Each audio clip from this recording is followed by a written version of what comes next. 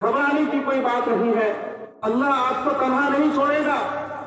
वल्लाहि ला युखज़ीका अल्लाहु अबदा, बखुदा अल्लाह तबारक व तआला आपको रुसवा नहीं करेगा। आप बिल्कुल न घबराएं। उसके बाद हज़रत खदीजतुल कुबरा रज़ियल्लाहु तआला अन्हा ने आप सल्लल्लाहु अलैहि वसल्लम के बारे में कहा, इन्नका ला तसिलुर रहिमा, आप तो रिश्तों को जोड़ते हैं, सिला रहमी करते हैं, जो टूटे हुए हैं उनको मिलाते हैं। व तहमल कल्ला, आप तो गरीबों के, लावारिसों के, यतीमों के बोझ को उठाते हैं। व तक़री ज़ैफ़, आप मेहमानदारी करते हैं, मेहमानों को खिलाते पिलाते हैं। व तक़सिबुल मादूम, आप नादान लोगों के लिए कमाते हैं, कमाकर उनको देते हैं। व तुईन अला नवाइबिल हक़, मुश्किलात के मौके पर, आसमानी व ज़मीनी हादसात के मौके पर आप लोगों की मदद करते हैं। ये वो अल्फाज है जो हज़रत खदीजतुल कुबरा रज़ियल्लाहु तआला अन्हा ने आप सल्लल्लाहु अलैहि वसल्लम के लिए इस्तेमाल किए हैं। मेरे मुसलमान भाइयों, तो शान प्रोग्राम मुनाकिद हुआ है और मुझ जैसे एक छोटे से तालिब इल्म को आप हज़रात के बीच हाजिर होने की सआदत हासिल हुई है।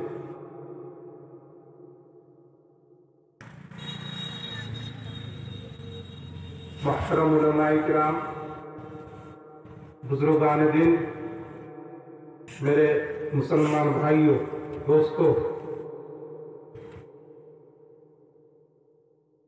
बहुत लंबी चौड़ी तकरीर नहीं होगी।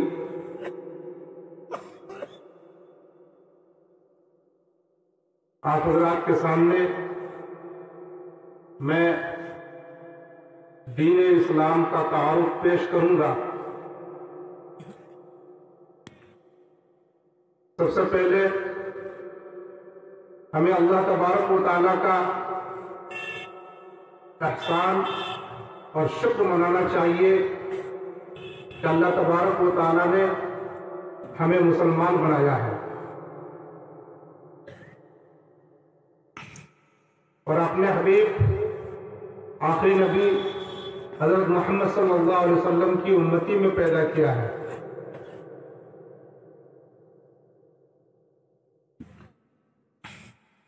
दीन इस्लाम जिसके हम सब मानने वाले हैं, ये मुकम्मल दीन है, कंप्लीट दीन है और इंसान की फितरत और इंसानी जिंदगी जिस चीज को चाहती है, जो तकाजा है, वो दीन इस्लाम पूरा करता है।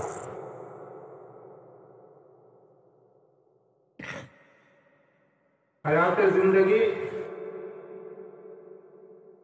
जो इंसान चाहती है, उसके तमाम तकाज़ों को ये दीन इस्लाम पूरा करता है। कोई खला नहीं है, कोई ऐसा डिपार्टमेंट नहीं है, कोई ऐसा शोबा नहीं है कि जिसमें जिंदगी गुजारने के लिए हमें इस्लाम ने उसूल ना दिए हों, ज़वाबित ना दिए हों, क़वाइद ना दिए हों। ये फितरी दिन है। इंसान का जो नेचर है, इंसान की जो फितरत है, उसके मुताबिक ये दीन इस्लाम है।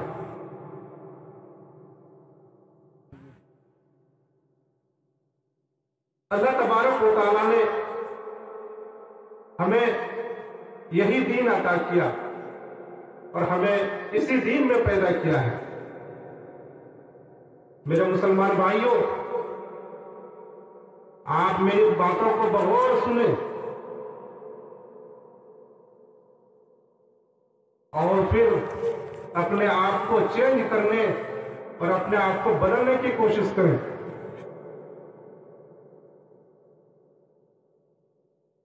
ہمارے اوپر جو آج حالات درپیش ہیں، آ رہے ہیں،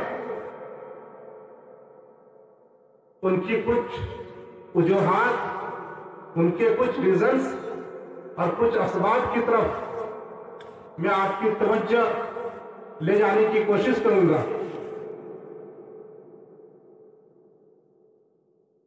حدیث پاک کی عبارت ہے، اعمالکم عمالکم، کہ تمہارے اعمال ہی تمہارے سردار ہیں۔ تمہارے اعمال جیسے ہوں گے تمہارے سردار بھی ویسے ہی ہوں گے۔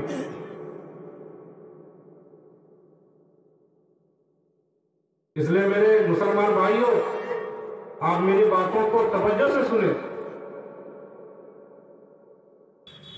اللہ نے انسان کو پیدا کیا، کچھ حقوق عطا کیے ہیں، رائٹس عطا کیے ہیں، اور یہ جو حقوق ہیں انفرادی زندگی کے بھی ہیں اور اجتماعی زندگی کے بھی ہیں۔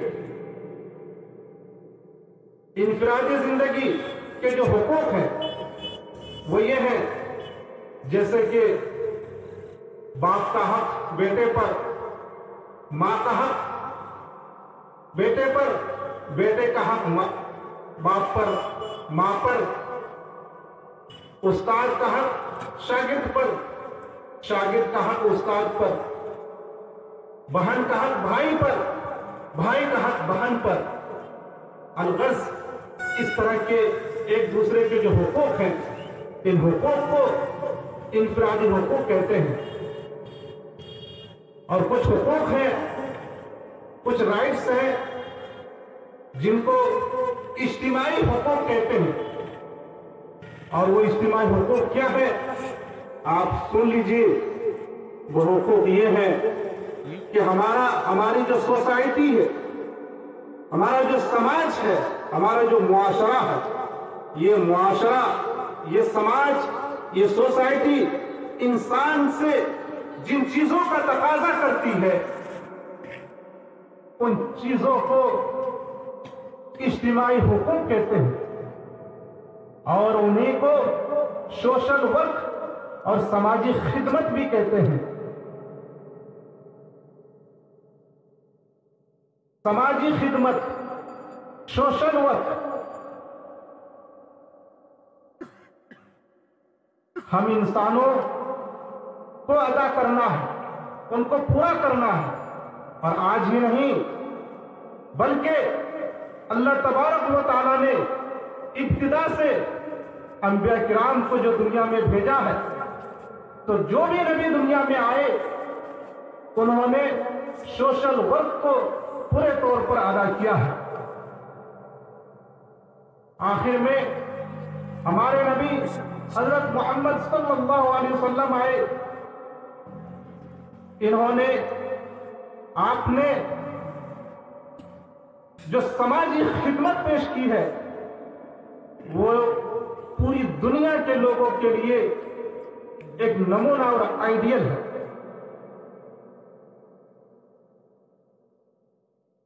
آپ سمجھیے کہ ہمارے نبی صلی اللہ علیہ وسلم کتنے بڑے سوشل ورکر تھے، سوشل ورکر، سماجی خدمت کرنے والے، معاشرے کی خدمت کرنے والے تھے۔ بخاری شریف کی ابتدا میں، شروع میں ایک حدیث ہے، بہت لمبی حدیث ہے، اور وہ حدیث وحی کے سلسلے میں ہے۔ میرے مسلمان بھائیوں، آپ صلی اللہ علیہ وسلم کو نبوت ملنے سے پہلے آپ غار ہرا میں جایا کرتے تھے۔ اور پھر جب اس کا وقت آیا تو اللہ تبارک و تعالیٰ کی طرف سے فرشتہ آیا حضرت جبریل علیہ السلام، اور سب سے پہلے 5 آیتیں نازل کی ہے۔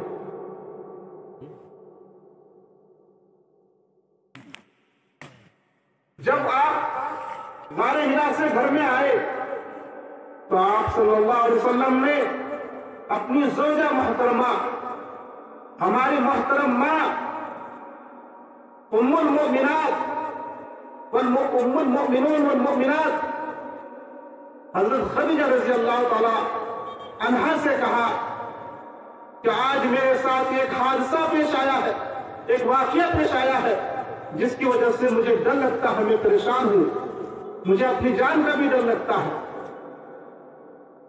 تو میرے مسلمان بھائیوں، حضرت خدیجہ رضی اللہ تعالی عنہا نے آپ صلی اللہ علیہ وسلم کو جو تسلی دی ہے،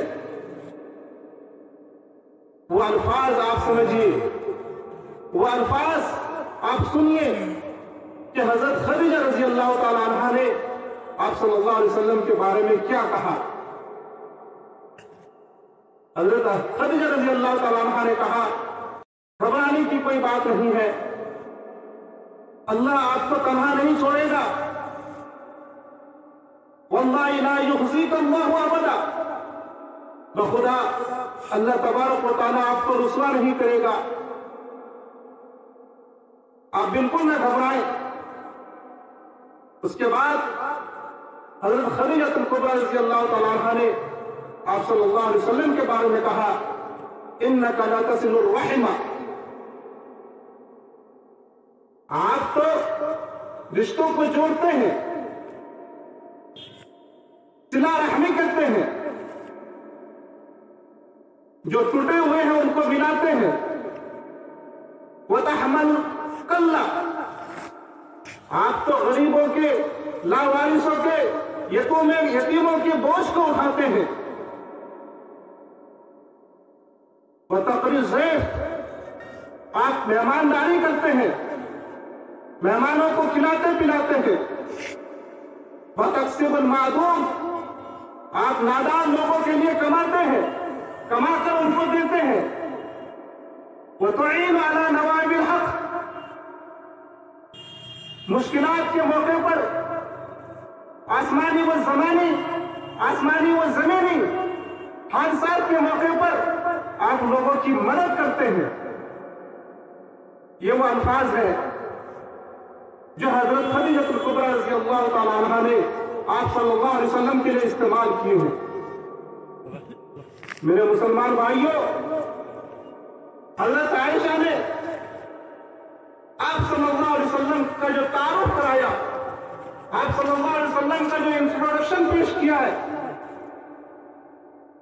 وہ ایک سماجی خدمت کرنے والے کے طور پر کیا ہے، ایک سوشل ورکر کے طور پر کیا ہے۔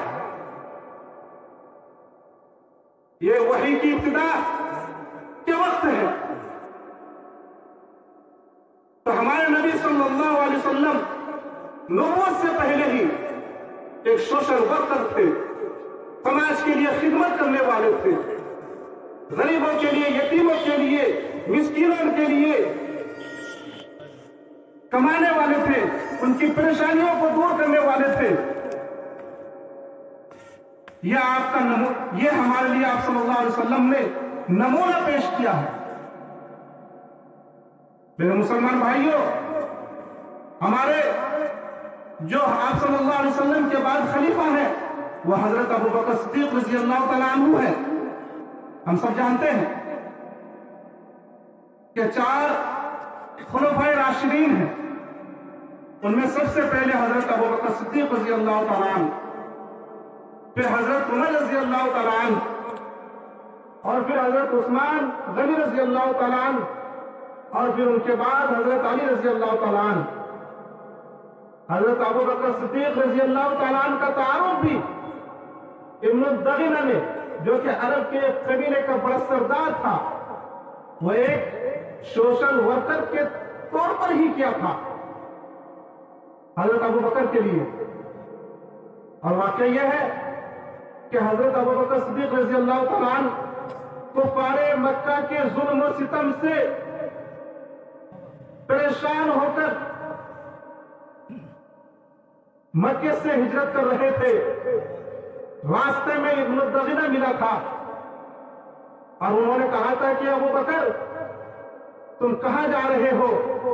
تو حضرت ابوبکر صدیق رضی اللہ تعالیٰ عنہ نے کہا تھا کہ مکے والے نے مجھے پریشان کر دیا ہے، مکے میں جینا دوبھر کر دیا ہے، اس لیے میں مکہ چھوڑ کے اب جا رہا ہوں. تو ابن الدغینہ نے حضرت ابوبکر سے کہا کہ آپ جیسے آدمی مکے سے نہیں جا سکتے ہیں، آپ تو سماج کی خدمت کرنے والے ہیں، ایک سوشل ورکر ہے، آپ مکے سے چلے جائیں یہ ہمارے لیے قطعی مناسب نہیں ہے، ہمیں یہ برداشت نہیں ہے، آپ مکہ چلیے. چنانچہ حضرت ابوبکر صدیق رضی اللہ تعالیٰ عنہ کو مکہ لے آئے اور ان کو ضمانت دی اور مکے والوں سے کہا کہ ابوبکر کو کوئی کچھ نہیں کہے گا، اگر ان کے بارے میں کچھ کہنا ہے تو مجھ سے کہے گا. تو میرے مسلمان بھائیوں، جو الفاظ حضرت خدیجہ الکبریٰ رضی اللہ تعالیٰ عنہ نے آپ صلی اللہ علیہ وسلم کے لیے استعمال کیے تھے، وہی الفاظ ابن الدغینہ نے حضرت ابوبکر صدیق رضی اللہ تعالیٰ عنہ کے لیے کیے. إِنَّكَ لَتَصِلُ الرَّحْمَ وَتَحْمَلُ الْكَلَّ وَتَقْرِضُ الضَّيْفَ وَتَكْسِبُ الْمَعْدُومَ وَتُعِينُ عَلَى نَوَائِبِ الْحَقِّ. یہ سماجی ورکر ہیں، یہ سوشل ورکر ہیں، سماج کی خدمت کرنے والے ہیں. میرے مسلمان بھائیوں، آپ صلی اللہ علیہ وسلم نے ایک مرتبہ صحابہ کرام سے کہا کہ تم راستے پر اور گزرنے والی جگہوں پر مت بیٹھا کرو. تو بعض صحابہ کرام نے کہا کہ اللہ کے رسول، ہمارے پاس ہمارے کچھ دوست آ جاتے ہیں، گھروں میں جگہ نہیں ہوتی ہے، تو ہم ان کے ساتھ راستے میں کھڑے ہو کر بات کر لیتے ہیں، یا پھر ہم ان کو لے کر راستے میں کسی جگہ بیٹھ جاتے ہیں، یہ تو ہمارے لیے مجبوری ہے. تو آپ صلی اللہ علیہ وسلم نے کہا کہ اگر یہ تمہارے لیے ضروری ہو تو پھر تم راستے کے حقوق ادا کرو. کس کے حقوق؟ راستے کے حقوق. راستے کے حقوق ہم نے کبھی سوچا ہے؟ ہم تو یہ سوچتے ہیں کہ والدین کے حقوق اولاد پر ہے، بس ماں باپ کے حقوق اولاد پر ہے، یا بیوی کے حقوق شوہر پر ہے، شوہر کے حقوق بیوی پر ہے، یہی ہم سمجھتے ہیں. لیکن آپ صلی اللہ علیہ وسلم نے کیا کہا کہ راستے کے حقوق ادا کرو. راستے کے بھی حقوق ہیں، راستے کے بھی رائٹس ہیں. راستے کے رائٹس اور راستے کے حقوق کیا ہے؟ تو آپ صلی اللہ علیہ وسلم نے کہا غض البصر، اپنی نگاہوں کو نیچے رکھو.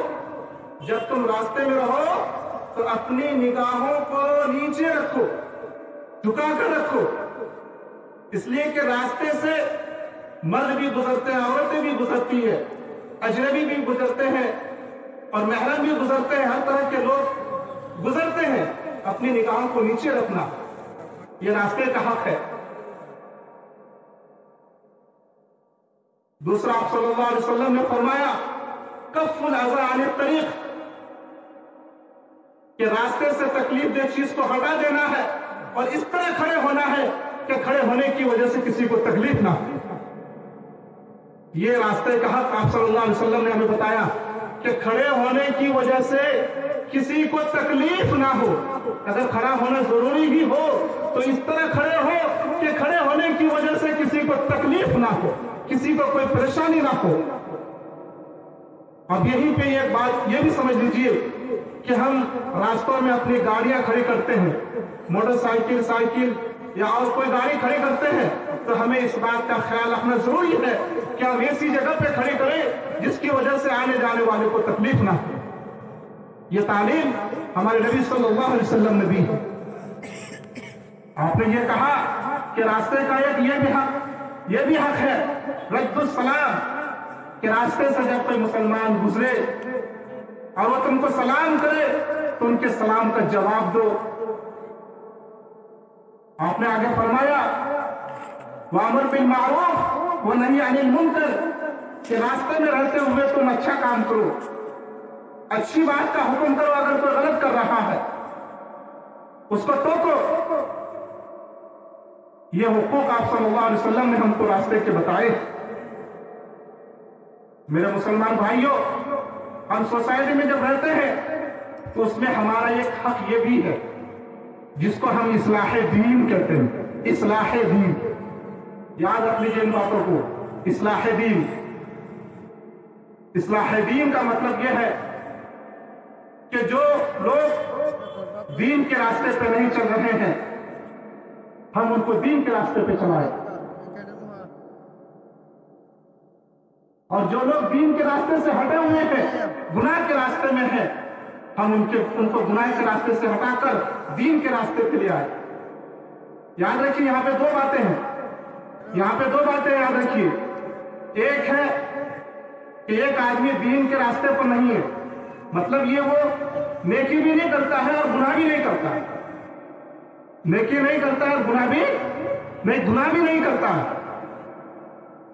تو ایسے موقع پر ہم پر یہ حق ہے، سوسائٹی والوں پر، سماج کے لوگوں پر یہ حق ہے کہ ان کو نیکی کے راستے پہ لگائے۔ اور دوسرا یہ ہے کہ ایک انسان سے راستے سے ہٹ کر گناہ کے راستے میں لگا ہوا ہے تو دوسرے انسان پر، سوسائٹی پر یہ حق ہے کہ ان کو گناہ کے راستے سے ہٹا کر نیکی کے راستے پہ لگائے۔ یہ ایک دوسرے کے حقوق ہیں۔ ہم یہ سمجھتے ہیں کہ خود نمازی ہو گیا کافی ہے، ہمارے گھر نمازی ہو گیا بس کافی ہے، اب ہمیں کسی کی فکر نہیں ہے، ہم بس اپنی زندگی گزارے۔ مسلمان بھائیوں ایسا نہیں ہے، میرے مسلمانوں ایسا نہیں ہے، ہمارے اوپر سوسائٹی اور سماج کے لوگوں کے بھی حقوق ہیں، معاشرے کے لوگوں کے بھی حقوق ہیں۔ یاد رکھیے اگر لوگ نیکی کے راستے میں نہیں آئے، بدی کے راستے میں چلے گئے تو ان کا ذمہ دار بھی سوسائٹی اور سماج کے لوگ ہوں گے، اس لیے کہ سوسائٹی اور سماج کے لوگوں کے اوپر یہ ضروری تھا کہ وہ ایسے لوگوں کی اصلاح کرتے اور برائی سے ان کو روکتے۔ میرے مسلمان بھائیوں، سوسائٹی کے اوپر یہ بھی ہے کہ اگر کسی پر ظلم ہو رہا ہے تو اس پر ظلم ہونے نہ دے۔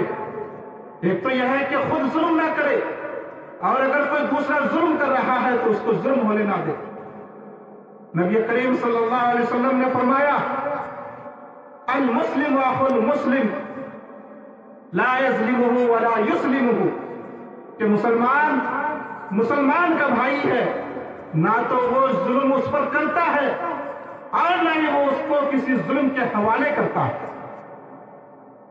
دو باتیں اس میں بھی، ایک بات تو یہ ہے کہ ہمیں ظلم نہیں کرنا ہے، ظلم نہیں کرنا، دوسری بات کہ اس کو ظلم کے حوالے نہیں کرنا، یعنی کہ کوئی اگر اس پر ظلم کرے تو اس کو اس پر ظلم کرنے نہیں دینا۔ ایک دوسری حدیث میں ہمارے آقا سرکار دو عالم صلی اللہ علیہ وسلم نے فرمایا انصر اخاک ظالما کان او مظلوما، کہ تم اپنے بھائی کی مدد کرو خواہ وہ ظالم ہو یا مظلوم ہو، تم اپنے بھائی کی مدد کرو خواہ وہ ظالم ہو یا مظلوم ہو۔ تو بعض صحابہ نے کہا کہ اے اللہ کے رسول، اگر مظلوم ہو تو ہم ان کی مدد کریں، یہ بات تو ہمیں سمجھ میں آتی ہے، لیکن اگر وہ ظالم ہو تو ہم ان کی کیسے مدد کریں؟ تو آپ صلی اللہ علیہ وسلم نے کہا کہ ان کے ہاتھ کو ظلم سے روک دو، ان کے ہاتھ کو پکڑ لو، ان کو ظلم کرنے نہ دو، یہ ظالم کی مدد ہے۔ تو سوسائٹی کے لوگوں پر یہ بھی ذمہ داری ہے کہ وہ خود کسی پر ظلم نہ کرے اور کسی کو کسی پر ظلم کرنے بھی نہ دے۔ آپ صلی اللہ علیہ وسلم کو جب نبوت نہیں ملی تھی، نبوت سے پہلے جو عرب کے قبائل تھے وہ اپنی زندگی گزارنے کے لیے خود کچھ اصول بنا لیے تھے، کچھ ضوابط اور کچھ قوانین بنا لیے تھے انہیں کے مطابق وہ زندگی گزارتے تھے۔ ایک مرتبے کی بات ہے کہ باہر کا آدمی مکے میں آیا تھا، اپنے قرضے کا مطالبہ کرنے کے لیے، اپنی ضرورت کا مطالبہ کرنے کے لیے، جو مکے کے کسی آدمی نے ان سے لیا تھا، لیکن مکے کے اس آدمی نے دینے سے انکار کر دیا تھا۔ تو وہ باہر کا آدمی خانہ کعبہ کے سامنے کھڑے ہو کر مکے والوں سے پکار کر کہا اور ان کی زمین پر آواز دی کہ مکے والوں، کیا تم میری مدد نہیں کرو گے؟ مجھ پر ظلم کیا جا رہا ہے، میرے جو حقوق ہیں وہ ادا نہیں کیے جا رہے ہیں۔ تو ان کی آواز پر مکے کے لوگ جمع ہو گئے، عبداللہ بن جدعان کے گھر جمع ہوئے اور آپ صلی اللہ علیہ وسلم بھی اس میں جمع ہوئے، آپ صلی اللہ علیہ وسلم بھی اس میں تشریف لے گئے۔ وہاں میٹنگ ہوئی اور اس میٹنگ میں یہ فیصلہ لیا گیا کہ انصاف قائم ہوگا، ظلم نہیں ہوگا، کسی پر ظلم برداشت نہیں کیا جائے گا اور ظالم سے مزاحمت کی جائے گی، ان کا مقابلہ کیا جائے گا۔ اس میٹنگ میں یہ فیصلہ لیا گیا تھا۔ آپ صلی اللہ علیہ وسلم اس میٹنگ میں شامل تھے۔ بعد میں نبوت کے بعد آپ صلی اللہ علیہ وسلم نے کہا تھا کہ اگر آج بھی اس طرح کی میٹنگ ہوتی ہے اور مجھے اس میٹنگ میں بلایا جاتا ہے تو میں آج بھی اس میٹنگ کے لیے لبیک کہوں گا اور وہاں پہ حاضر رہوں گا۔ یہ ہے حضرات سماجی خدمت، کہ ہم کسی پر ظلم ہو تو ہم اس کو برداشت نہ کریں، ظالم کو ان پر ظلم کرنے نہ دے، ان کو ظلم کرنے سے روکے۔ یہ بھی ایک سوشل ورک، سماجی خدمت ہے۔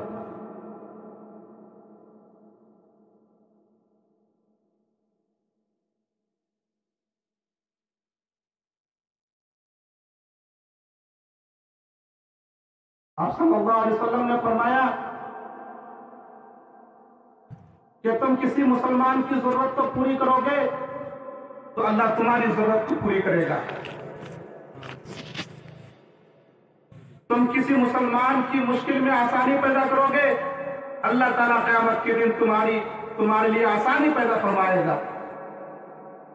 تم کسی کے عیب کو چھپاؤ گے، اللہ تعالیٰ تمہارے عیب کو چھپائے گا۔ اس حدیث میں آپ صلی اللہ علیہ وسلم نے غیبت کی بھی مذمت کی ہے۔ غیبت، پیٹھ پیچھے کسی کی برائی کرنا، اس کو غیبت کہتے ہیں۔ پیٹھ پیچھے کسی کی غیبت کرنا، پیٹھ پیچھے کسی کی برائی کرنا، اس کو غیبت کہتے ہیں۔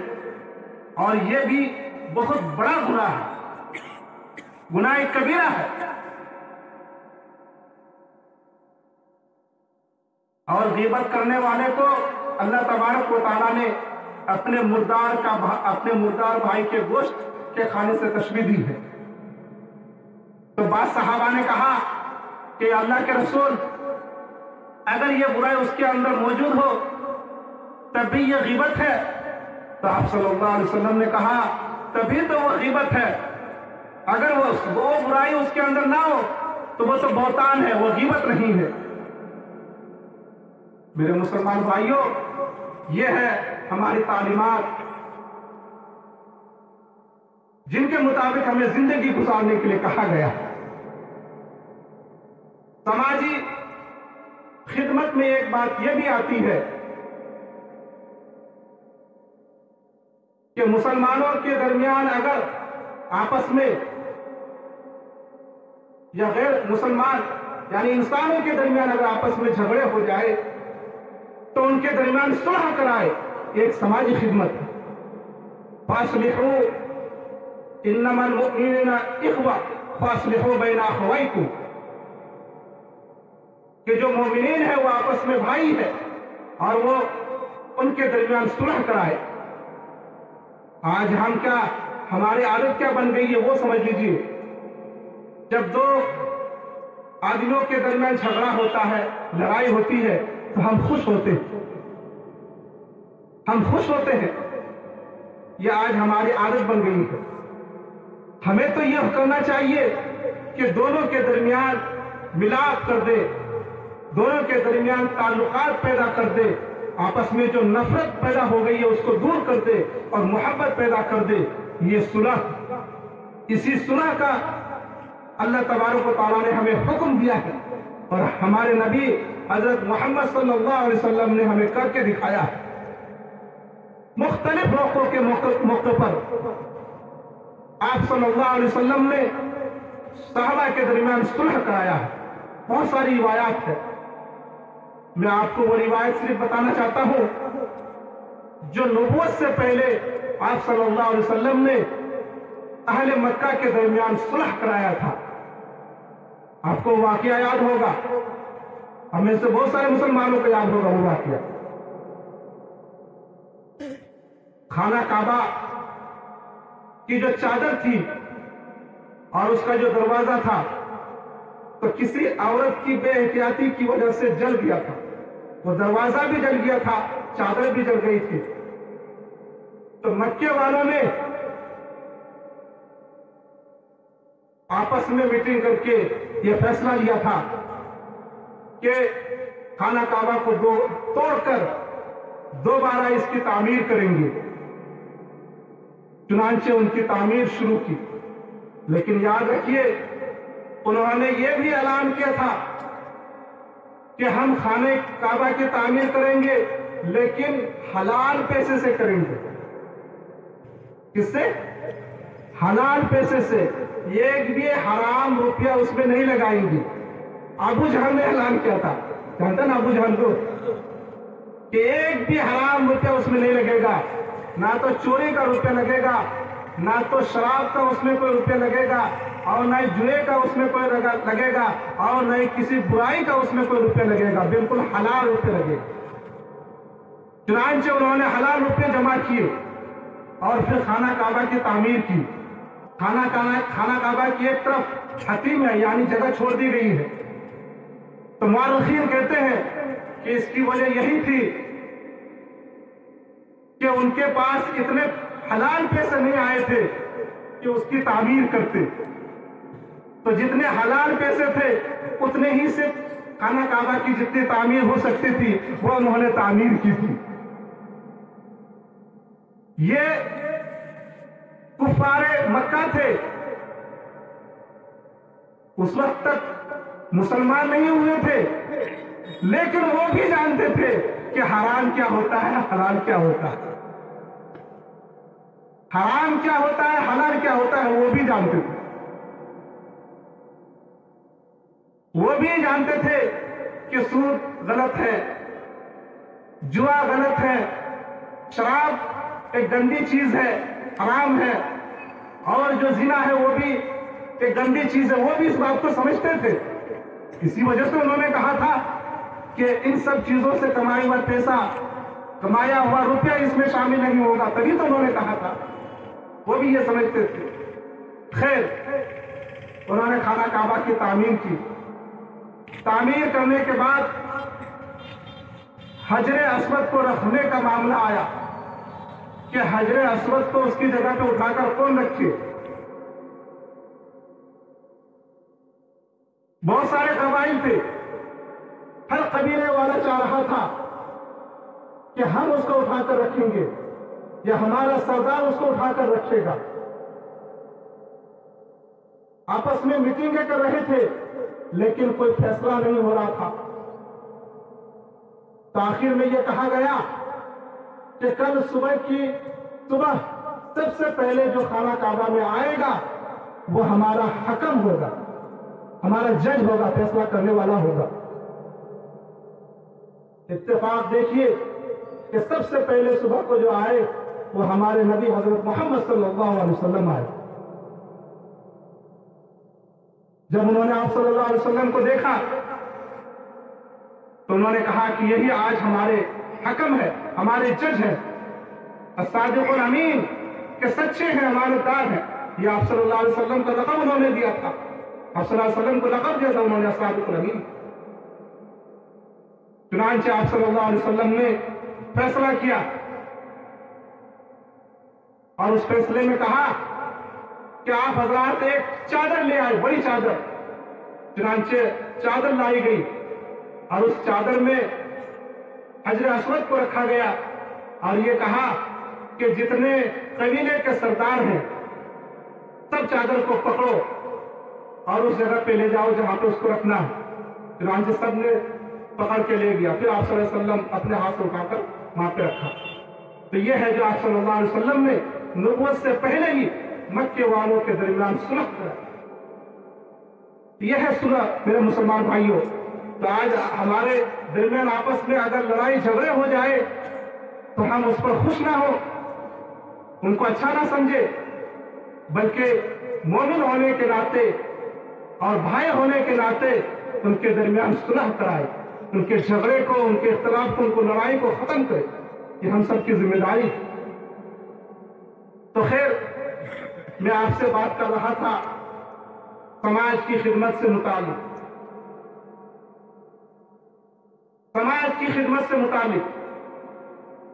تو اس سلسلے میں حضرت ابو بکر صدیق رضی اللہ تعالیٰ عنہ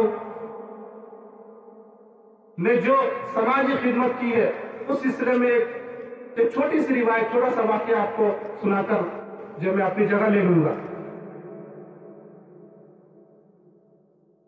حضرت ابو بکر صدیق رضی اللہ تعالیٰ عنہ کی جو بیٹھنے کی جگہ تھی، تو اس جگہ پہ حضرت عمر رضی اللہ تعالیٰ عنہ آئے۔ انہوں نے وہاں پہ ایک رجسٹر دیکھا اور اس رجسٹر میں دیکھا کہ اس میں ان لوگوں کے نام لکھے ہوئے ہیں جو محتاج ہے، بیوہ ہے، یتیم ہے، مسکین ہے، غریب ہے، اور آگے ان لوگوں کے نام لکھے ہوئے ہیں جو ان کی خدمت کرنے والے ہیں۔ لیکن ایک جگہ پہ لکھا ہوا تھا کہ ایک بیوہ ہے، ان کے گھر میں جھاڑو لگانا اور پانی بھرنا ہے، اتنا لکھا ہوا تھا، لیکن آگے خدمت کرنے والے کا نام نہیں لکھا ہوا تھا۔ تو حضرت عمر رضی اللہ تعالیٰ عنہ نے کہا کہ یہ کام تو میں کروں گا، یہ کام تو میں کروں گا، یعنی اس بیوہ کے گھر میں جھاڑو لگاؤں گا اور اس کے لیے پانی بھروں گا، پانی لے جاؤں گا، یہ کام تو میں کروں گا۔ بہت خوش ہوئے۔ چنانچہ حضرت عمر رضی اللہ تعالیٰ عنہ فجر کی نماز کے بعد اس بیوہ کے گھر میں پہنچے اور کہا کہ میں آپ کی خدمت کے لیے آیا ہوں۔ تو اس بیوہ نے کہا کہ خدمت کر کے چلا گیا ہے، خدمت کرنے والا خدمت کر کے چلا گیا ہے۔ تو حضرت عمر رضی اللہ تعالیٰ عنہ کو افسوس ہوا کہ میں خدمت نہیں کر سکا، لیکن انہوں نے کہا کہ ٹھیک ہے، کل میں فجر کی نماز سے پہلے آ جاؤں گا۔ چنانچہ دوسرے دن حضرت عمر فاروق رضی اللہ تعالیٰ عنہ تہجد کی نماز پڑھ کر اس بیوہ کے گھر گئے اور کہا کہ میں خدمت کے لیے آیا ہوں۔ تو گھر سے آواز آئی کہ خدمت کرنے والا آیا تھا، وہ خدمت کر کے چلا گیا۔ تو حضرت عمر نے کہا کہ اچھا ٹھیک ہے، میں دیکھتا ہوں کون ہے۔ چنانچہ تیسرے دن حضرت عمر رضی اللہ تعالیٰ عنہ اس راستے میں کسی جگہ چھپ کر کھڑے ہو گئے دیکھنے کے لیے کہ کون ہے اس بھیا کی خدمت کرنے والا۔ چنانچہ جب رات تھوڑی اندھیری ہوئی تو حضرت ابو بکر صدیق رضی اللہ تعالیٰ عنہ آہستہ آہستہ اس بیوہ کے گھر کی طرف جانے لگے۔ حضرت عمر رضی اللہ تعالیٰ عنہ چھپے کھڑے تھے اور کہا کون ہے، کون جا رہے ہیں؟ تو حضرت ابو بکر نے کہا کہ میں ابو بکر ہوں، میں ابو بکر ہوں۔ تم نے رجسٹر میں وہ خالی جگہ دیکھ کر جو ہے خدمت کرنے کی کوشش کی تھی، میں نے مناسب نہیں سمجھا تھا، اس لیے اپنا نام نہیں لکھا تھا۔ یعنی خدمت کرے لیکن کسی کو پتہ نہ چلے، اس لیے میں نے اپنا نام نہیں لکھا تھا۔ اس کے بعد حضرت عمر فاروق رضی اللہ تعالیٰ عنہ نے کہا، جب ان کے پیروں کو دیکھا کہ ان کے پیروں میں چپل نہیں ہے، تو حضرت عمر رضی اللہ تعالیٰ عنہ نے حضرت ابو بکر صدیق رضی اللہ تعالیٰ عنہ سے پوچھا کہ امیر المومنین کیا بات ہے آپ کے پیروں میں چپل نہیں ہے؟ تو حضرت ابوبکر صدیق رضی اللہ تعالیٰ عنہ نے کہا کہ میں چپل اس لیے نہیں پہنا ہوں کہ کہیں میرے چپل کی وجہ سے سونے والے کو تکلیف نہ پہنچ جائے، سونے والے کو تکلیف نہ پہنچ جائے اور میری چپل کی آواز کی وجہ سے وہ بیدار نہ ہو جائے، اس لیے میں نے چپل نہیں پہنا ہے، اب بغیر چپل کے ہی آ رہا۔ دیکھیے یہ ہے کہ سونے والے کو تکلیف نہ پہنچ جائے اس لیے چپل نہیں پہنے ہیں۔ میرے مسلمان بھائیوں، ہم اپنے گریبان میں جھانک کر دیکھیں کہ آج ہماری کیا حالت ہے۔ ہم کیسے مسلمانوں کو اپنے ہاتھوں سے، اپنے پیروں سے، اپنے کرتوت سے، اپنے اعمال سے تکلیف پہنچا رہے ہیں۔ ذرا گریبان میں جھانک کر دیکھیں۔ آگے جنوری کا مہینہ آ رہا ہے اور جو 31 دسمبر ہے اس کے بعد کو 12 بجے کے بعد طوفان کھڑا ہو جاتا ہے، ہوتا ہے نا؟ طوفان کھڑا ہو جاتا ہے، ڈی جے گانا باجے اتنے زور سے بجاتے ہیں کہ پورے محلے والے کو، پوری بستی والے کو پریشان کر دیتے ہیں۔ اس لیے میرے مسلمان بھائیوں، ہم مسلمان آپس میں ایک دوسرے کو تکلیف نہ پہنچائے، ایک دوسرے کو پریشان نہ کرے، ایک دوسرے کی ضرورت کو پوری کرے، ان پر ظلم نہ کرے۔ خاص طور پر سماج میں جو غریب، یتیم، مسکین، بیوہ ہیں ان کی خدمت کرے، ان کی ضرورت کو پوری کرے اور اس طرح ان کی خدمت کرے کہ اپنے آپ کو جو ہے لوگوں کو پتہ ہونے بھی نہ دے، ایسی خدمت کرے۔ ہم دعا کریں کہ اللہ تبارک و تعالی ہمیں خدمت کرنے والے بنائے، ہمیں خدمت کرنے والے بنائے اور اس دین کے لیے قبول فرمائے۔ اور آخر میں ایک بات کہ اللہ تبارک و تعالیٰ نے ہم پر جو عبادتیں فرض کی ہے اس میں سب سے اہم عبادت نماز ہے۔ تو آپ سب پابندی سے نماز پڑھیں گے انشاءاللہ، اور جو باتیں کہی گئی ہے سب عمل کریں گے انشاءاللہ۔ پھر اللہ تبارک و تعالیٰ ہمیں کہنے سننے سے زیادہ عمل کرنے کی توفیق عطا فرمائے۔ وآخر دعوانا الحمدللہ رب العالمین۔